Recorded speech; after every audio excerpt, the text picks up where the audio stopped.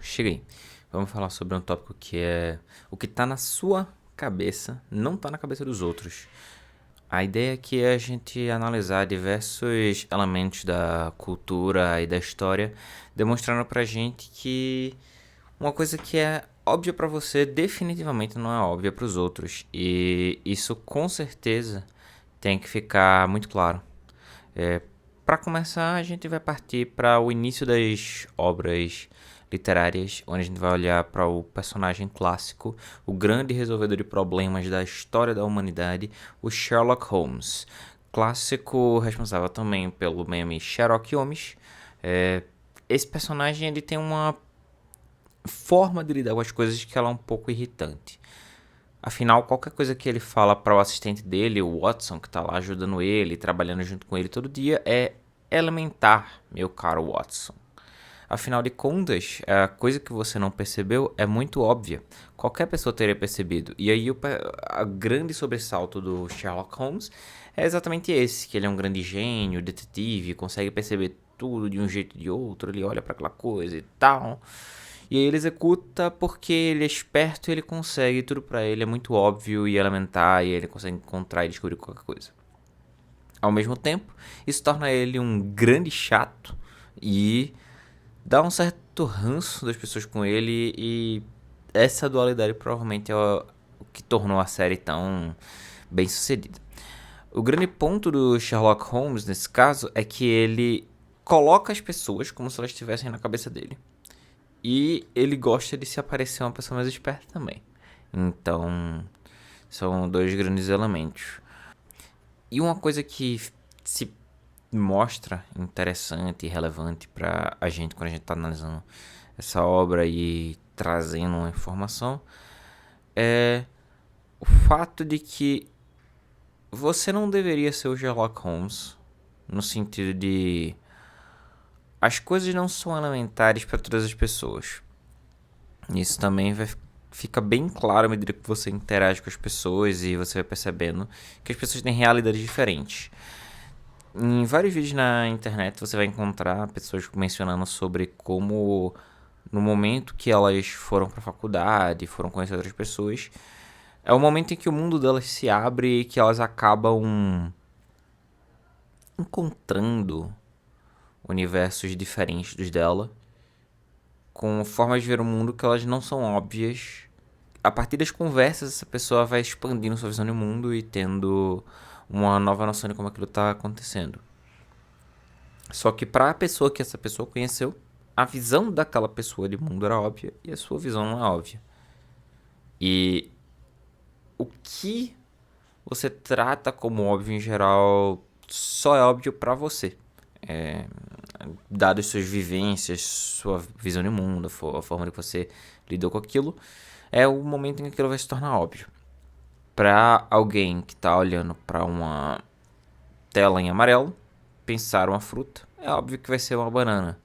Mas uma pessoa que é daltônica e não enxerga o amarelo, talvez não observe aquela fruta imediatamente em relação à cor, porque aquilo ali não é a mesma visão que você está tendo daquele aspecto do mundo. São partidas de premissas diferentes. Por exemplo, quando você vê a grande dicotomia entre pessoas muito ricas, como você vê em alguns canais demonstrando aqueles vídeos sobre o pessoal do Rio de Janeiro, que é os super ricos que falam coisas que são absurdas, e as pessoas que não são aquelas pessoas. A mesma frase no contexto daquela pessoa fazia sentido e era uma coisa normal, enquanto que a frase, quando ela sai daquele contexto, ela passa a ser chacota, um negócio absurdo, não é possível. Por exemplo, eu vi dia desses o TikTok daquela menina que imita gente rica, imitando uma menina que foi para os Estados Unidos pegar o pot cake, e aí era um vídeo sobre pomegranate, que é Roma. E aí ela faz aquele negócio bem influencer assim. Gente, finalmente eu encontrei essa fruta que só tem aqui nos Estados Unidos. Tava muito ansiosa pra comprar e provar essa fruta, gente. Chama pomegranate. Não sei se vocês já ouviram falar, provavelmente não. Mas eu vou... Definitivamente é uma coisa que fazia sentido pra aquela pessoa, né? Quando ela publicou o vídeo original. Pra comediante já tinha se tornado chacota, obviamente. Mas quando chega para o público, obviamente, se torna uma grande chacota, porque são as pessoas que não têm essa realidade e acham isso meio idiota, porque todo mundo já viu um bully pot. E aquela pessoa, aparentemente, ou não viu, ou estava de má índole, má fé. Nunca percebeu, não circulou no mundo, aí as pessoas vendem bully pot. Tudo pra essa pessoa. Talvez fosse as tortas e afins. Não dá pra ter certeza, né? Então, vamos partir da premissa de boa fé. E aí a gente tem um outro aspecto que a gente vai observando, que é essas pessoas, elas que se colocam no óbvio em relação ao outro, elas precisam perceber que existe uma fase de desenvolvimento infantil em que a criança, ela não observa o mundo para além dela mesma. Então, acontece ali por menos de um ano que a criança acha que todo o mundo e ela são a mesma coisa e eventualmente tem uma separação do eu pro outro.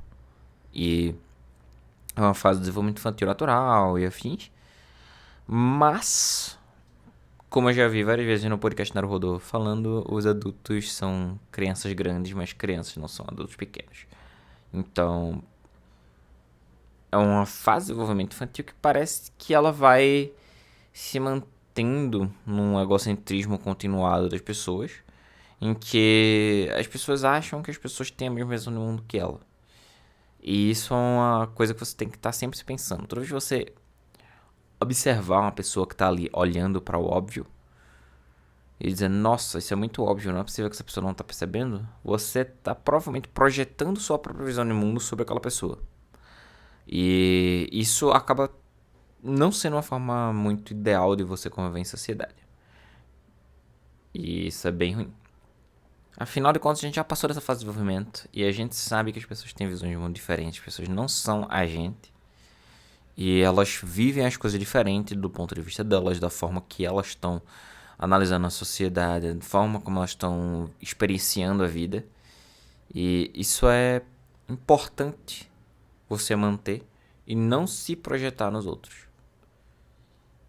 Mas tem um aspecto que acaba sendo interessante aí, que é que tem algumas categorias de pessoas. Normalmente quando você vê o pessoal que vai viajar, você tem o pessoal que está querendo conhecer a perspectiva do outro. Tem um pessoal que quer projetar a perspectiva nos outros. E o que você vai encontrar de diferente nessas duas formas de ver o mundo é quando você quer projetar sua perspectiva em cima do outro, você tem muito menos chance de compreender as outras pessoas. Você vai estar muito mais incomodado com pessoas que não entendem obviamente o que você está falando, ou quando você não entende obviamente o que a pessoa está falando.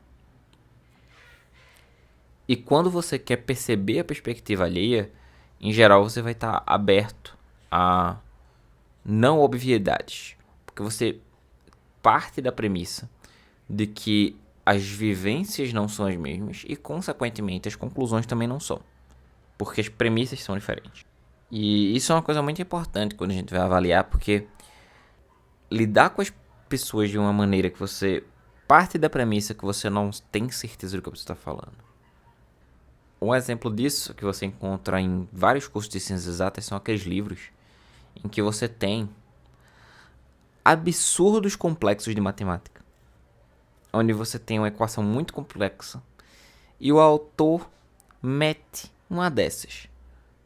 O leitor atento vai perceber que isso aqui é isso aqui. Ou então, é trivial derivar disso isso aqui.